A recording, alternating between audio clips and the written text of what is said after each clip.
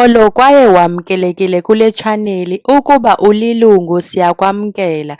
Ukuba umtsha apha singayivuyela inkxaso yakho ukwandisa olu sapho. Cofa apho usubscribe. Isizwe amazotho bebengamachule okokuluka iinwele kusithiwa bazotsha. Esi sizwe samazotsha sifumaneka eMthavuna, eHarding naseMzimkhulu. Iziduko zamazotsho, amambotho, amanzimakhwe, amanxasana, amantshethe, amanjiyela, oomanci, amadeyi, oomdlelanga, imithwana, oomtshokwe, amatshutshi, amajali, amangotyana, amasilwangwe, oontleko, oomkhondle, amadlula, ooxolo, amatyani, amantunzele. UHohoho wazala uHende, uHende wazala uSabela, uSabela wazala uNtamonde noNtshetha, uNtamonde wazala uMsuthu, uMsuthu wazala amawele, uNgutyana noNtshangase. Kwenye indlu wazala amawele, uManci noChiya. Kwenye indlu wazala uSilangwe. uNtshetha wazala uMthwana, uXolo, uNzimakhwe. uMthwana wazala uMacegwana, uMacegwana wazala uNjilo, uNtlotyana, uNyiki. uNjilo wazala uJali, uJali wazala uMalitye. uNgutyana wazala uHala, uHala wazala uMakhalendlovu, uMakhalendlovu wazala uNqwanda, uNqwanda wazala uMsengeshe, uMsengeshe wazala uPhapha, uPhapha wazala uMyeki noGinya, uMyeki wazala uMadikizela, uMadikizela wazala uLangasitye. Oyena khokho nguHohoho, yena engumSuthu wakuloo mjanji. Lo mjanji wayehlala ngaphaya kweSwaziland. Wayehlala kufuphi nehlathi yaye ethandwa ziindlovu. Ebesoloko ehlala kwisithili sakhe, engaphazanyiswa ziimfazwe. Lo mfazi umjanja okanye umabelemade, kusoloko kuthethwa ngaye njengokhoyo, akabonakali ngathi uyafa, uhlala ephila. Kwinduli yaseSangwana eseDumbeni, kufutshane neThongathi, kulapho saqala khona ukuhlala isizwe, sande ngamanani phantsi kukaSabela. Isahlulo saso saba sininzi, basuka kule ndawo abantu kuthiwa imithwana, bathi saa. Kwindlu eyangcwaba uSabela ekufeni kwakhe kwakukho abazukulwana bakhe, uMthwana noXolo. Aba bazukulwana babengobobuhlanti, inqununu yomzukulwana ibinguNgutyana noNtshangase. Eyona ndlu inkulu kwezi zizwe ngamaNtshangase, elandelwa ngamaNgutyana. Imithwana inewonga eliphantsi. Ummandla wakhe wawubanzi kakhulu kule ndawo. Isizwe ngemihla kaSabela sasisaziwa ngokuba abeSuthu, ingangengabasuthu baseLusotho, kodwa basuka kwindawo kaMjanji, phakathi kweLimpopo nomlambo iVaal. Kwathi ngexesha lemfazwe, babedunyiswa bebizwa ngabasuthu abanemikhala. Umkhala ingumtya ofakwa emngxunyeni kwempumlo yerhamncwa. Oku kwakuxa umkhosi wawunikwa imiyalelo. AbakwaMaci bebehlala eHarding. uJali wathumela uMalitye ukuba ayohlasela amaxolo kwinduli yaseNtumbankulu. Baxambulisana ngesibonda seenkomo. uXolo wayelizibulo, uMpevu intombi yakwaNtshetha eyikumkani yakwaMthwana. Nasebuhlanti bukaXolo, wamiselwa njengekumkani. Abantu bamaXolo bazithathele iinkomo kwezi sithuba, bekunye nabelusi neentombi zaseMdlunkulu. Amaci ayehlala eNtumbankulu, eMehlwamnyama, emantla emzimkhulu phezu kobuhlanti bakwaMndongeni. Amaci aye agxothwa ngamaxolo.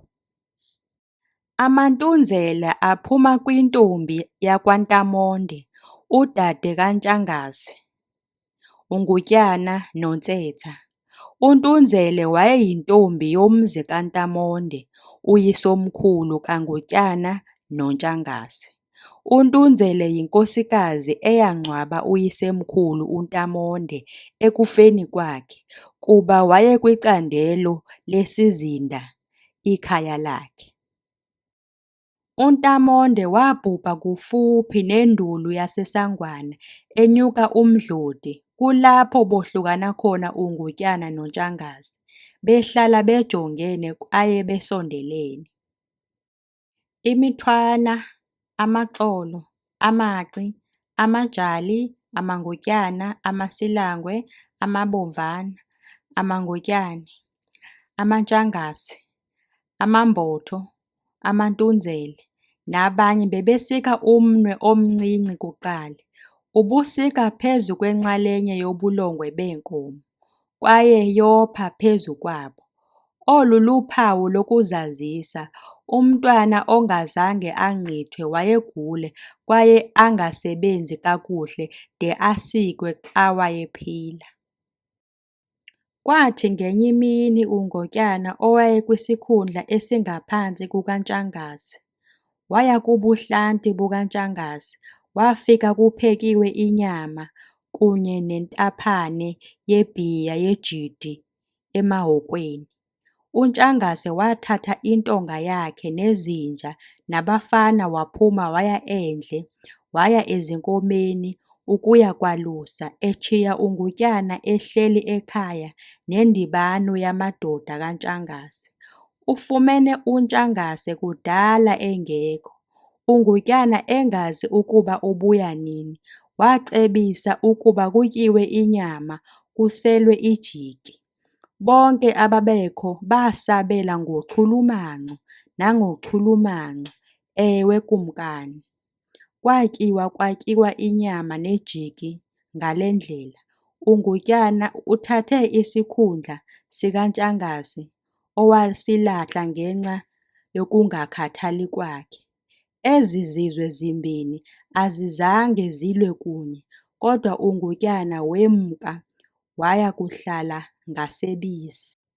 UNyokana wecandelo lesizinda umzi, kunye noNomatiti, unyana oyikumkani wesizwe sakwaNtshangase, baxabene ngeenkomo ezitye igadi yekumkani enkulu, icandelo eliyintloko, loyiswa kumlo owenzekileyo.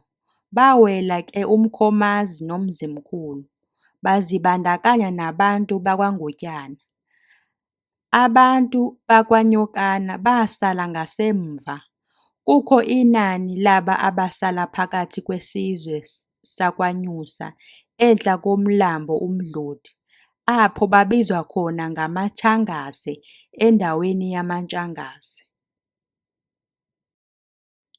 Kwathi ukufika kukaShaka eze kuhlasela uNomatiti waseNatali wesizwe sakwaNtshangase, owayekuhlala ecaleni kwamaNgutyana kufuphi nomlambo iBisi, wemka apho namaNgutyana wada waya kuzinza emaMpondweni, kumzi-Mhlangana, umlanjana ongena kumzi-Mhlanga, ophinda ungene emzi-Mvubu ngasentabankulu. Xa beshiya iBisi bakha namaNgutyana kwaMsikaba. Kuthe kwabakho uxolo bahamba bayohlala phakathi koMthentu noMsikaba, apho ikumkani uyise kaNdola, uMpejwa, wasweleka khona. uMadikizela kaMyeki wayenoonyana abayi-170, esingazi ukuba mangaphi amantombazana. Ebehlala kwisithili saseMzamba, eMbizana. Akazange athathe ibhiya yejidi, wayethatha isidudu kuphela.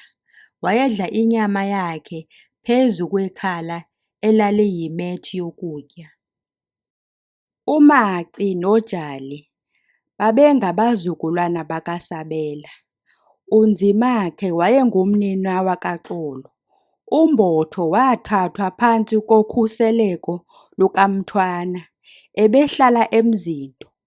Umama notata kaMbotho babulawa kumlambo waseMpafana ngenxa yokuthintela imvula. uMbotho wabaleka nomntanakowabo, uMyalwana, emva koko wazala aMayalo kunye naMadiba akwaMdantsha, eMzamba, kumlambo ongaphesheya koMthavuna.